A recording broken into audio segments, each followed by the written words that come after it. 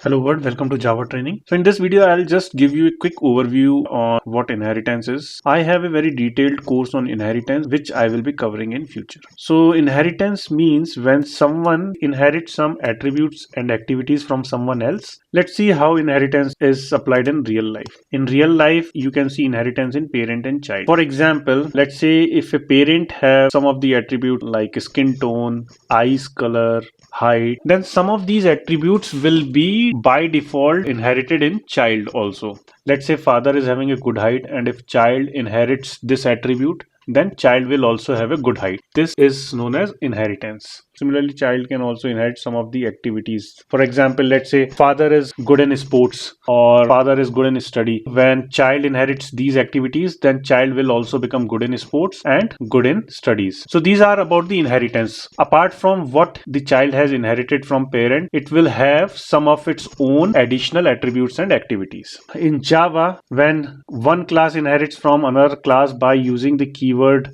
extends, then it is known as inheritance in Java. So let me show you in Eclipse. This is parent class, this is child class. So a child will inherit parent attributes and activities if it uses the word extends. So child extends parent. Parent has attribute I and activity M1. So when child will extend parent class, so by default these activities I and M1 will become the part of attributes and activity in child class. And J and M2 are the additional attributes and activity in child. Finally, if we'll create the object of child class, it will contain all non-static stuff. So non-static stuff will be I, which is inherited from parent, its own attribute, which is J, and then activity M1, which is again inherited from parent, and activity M2, which is its own activity. So this is child object. Again, there are lot many rules, access specifier and whatnot. I will cover those things in very detail in my detailed course on inheritance in future.